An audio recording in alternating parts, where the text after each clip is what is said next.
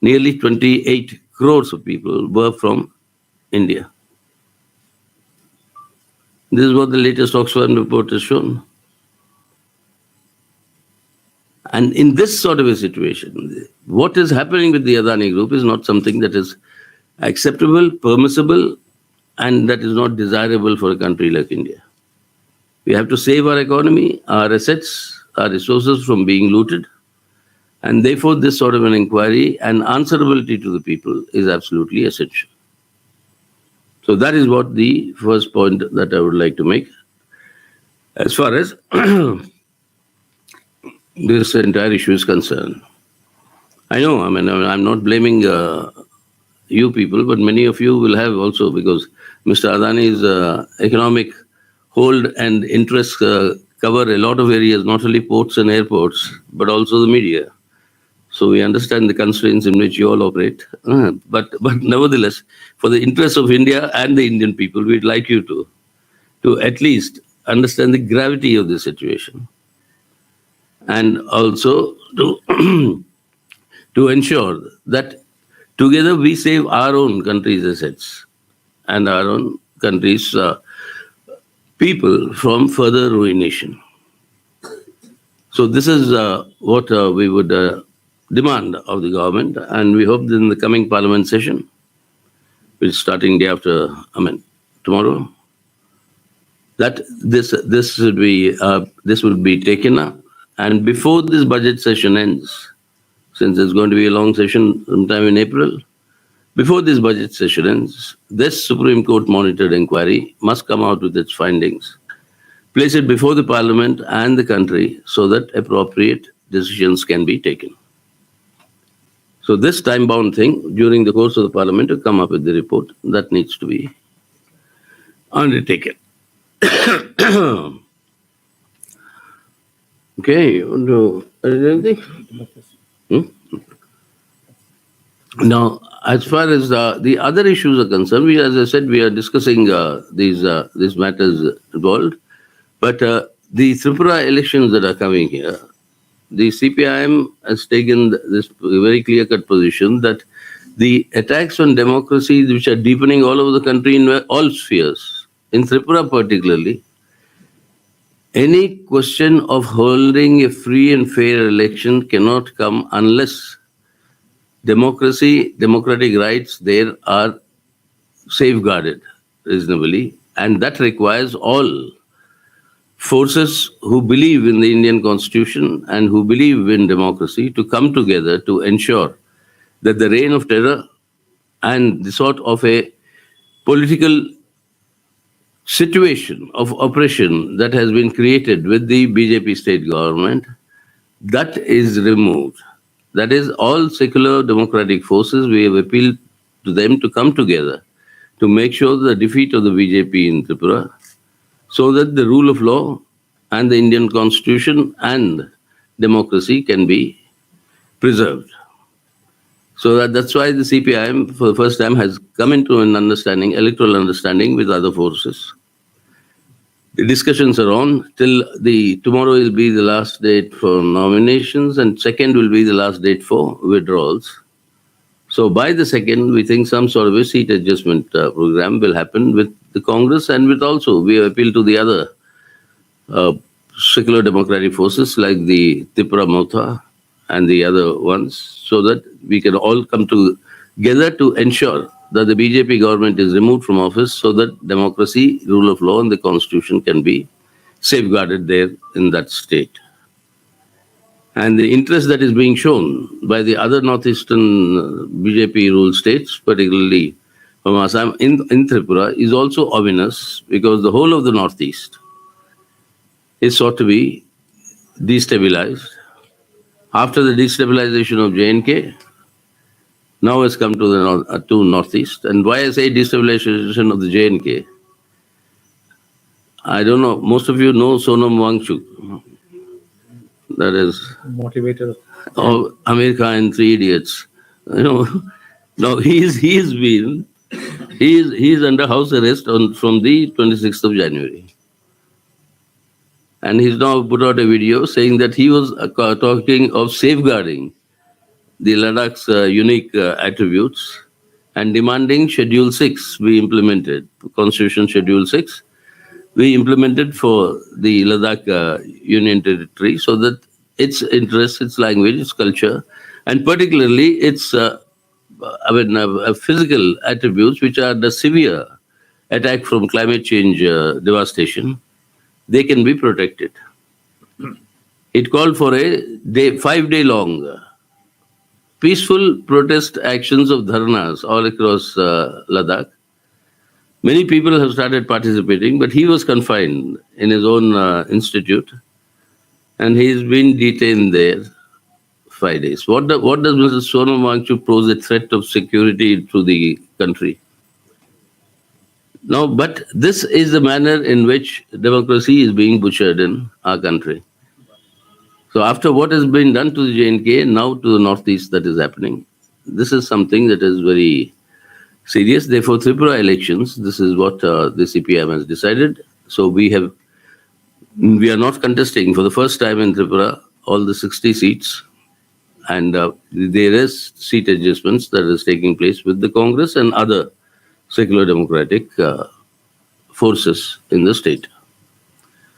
Now, all over the country, what we see today is very severe attacks on all the principles, all the fundamental pillars of our constitution. Federalism and the role of the governors.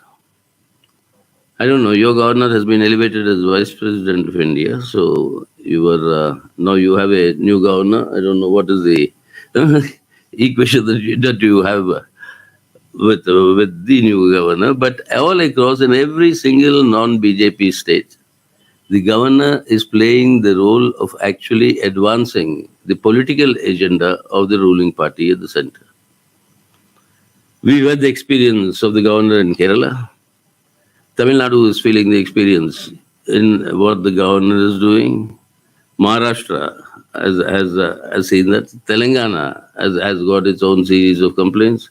Every single lieutenant governor, whether it is from Delhi, Lakshadweep, Andaman Nicobar, Pondicherry, every one of them are acting actually as as agents advancing the political agenda of the ruling BJP. Now, this way, the entire constitutional edifice of our country is under severe assault.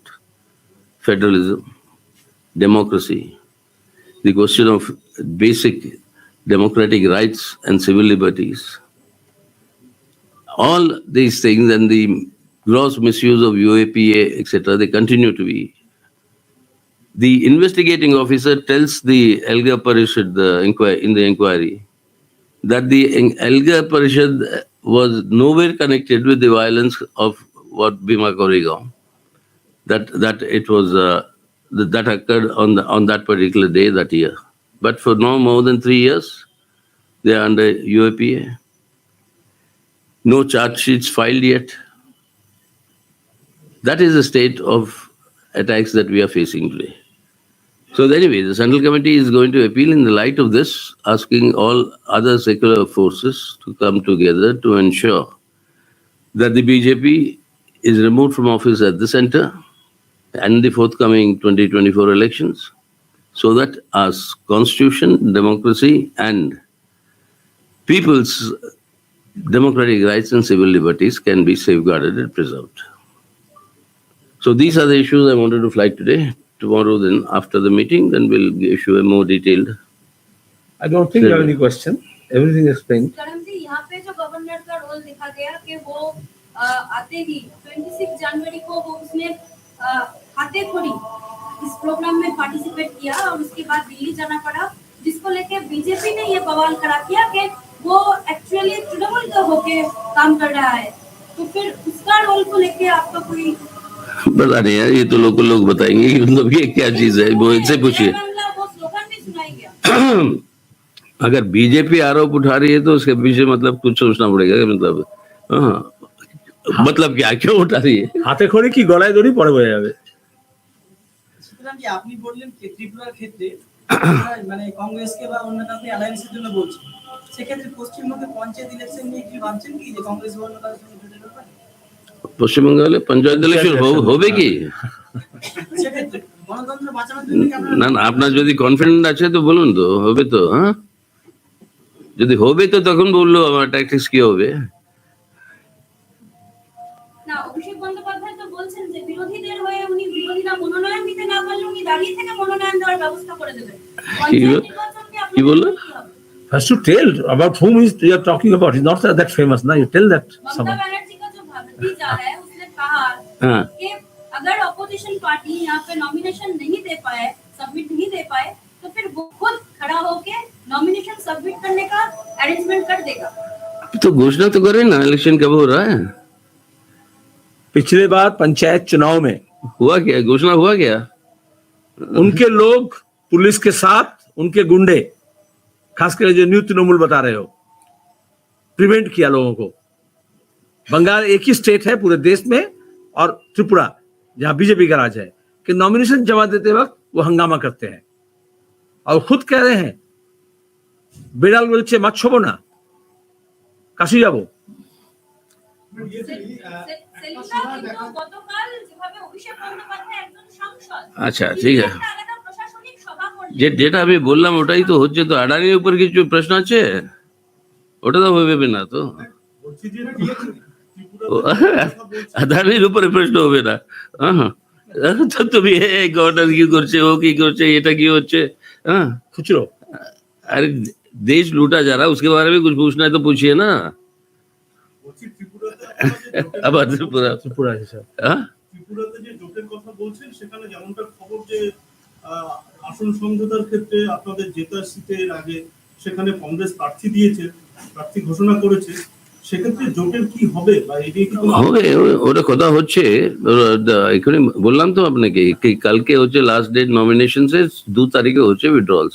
ওদের আগে আমি ভাবছিলাম, আমরা confident ওটা হয়ে যাবে।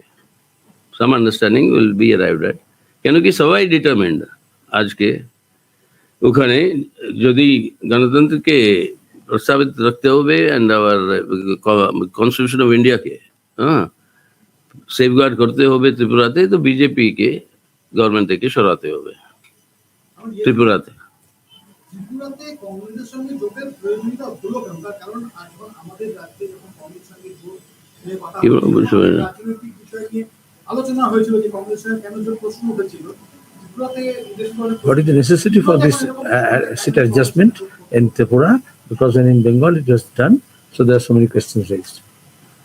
Well, I think the necessity is to ensure that the rule of law and the Constitution of India continue to prevail in Tripura. Today, at the moment, they do not. There is no democracy, there is no democratic rights, there is no rule of law. In order to restore that, it is necessary that all democratic, secular-minded people come together to make sure that BJP does not control the government in Tripura, because using this control over the government, they are disabusing the whole system. That is the need. Okay. Okay? Yes, ma'am. বলছিলেন যে কোথাও একটা অর্থনৈতিক বিপর্যয়, financial ক্রাইসিসের মধ্যে দিয়ে ঘুরতে হচ্ছে, সেই জায়গায় দাঁড়িয়ে আপনারা কি ডিমান্ড করবেন? Concrete demand on the budgetization because of this financial crisis. In the midst of that, during budgetization, what you are going to demand on economic front? What's your demand? First of all, our demand would be, if you note down, first on the economic front, we want, instead of selling India's assets, selling India's infrastructure, the government must increase its public investments to build our infrastructure, which will generate jobs, which is what our youth require today. So hike public investments in building infrastructure to generate jobs. That job generation will generate domestic demand because people start spending the wages, and then your closed MSMEs, etc., will start reviving. For economic revival, that is essential. Hike public investments, number 1. Number 2, for people's welfare, restore your 5 kg of subsidized food grains along with 5 kg of free food grains. PMGKY and the Food Security Act have both been merged together. The subsidized 5 kg has been eliminated now by the Modi government. You restore that.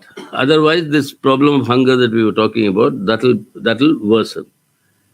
Third, increase your allocations for REGA to at least, very substantially, to at least 2 lakh crores a year with higher wages, because that is the only source of employment today in the country. There's no other employment. Industrial output is declining. Manufacture is declining even faster. So jobs are being lost. There's a large-scale layoffs that are happening all over the place. So that is why increase allocations for REGA. Impose a wealth tax and an inheritance tax. Obscene levels of inequality. 1% of India owning 40.5% of the newly generated wealth of the country in the last 2 years. 50% of India has access to 3%. 1% of India has access to 40.5%. That is the level of inequality. Probably the worst anywhere in any country in the world. So in that, there you impose a wealth tax, you impose an inheritance tax. And then finally withdraw your GST on all food items and on all essential commodities and medicines and life-saving medicines. All essential commodities, just withdraw GST. These are the 6 basic demands that we want to involve. So I think this is what has to be done immediately. Okay? Thank you. Thank you.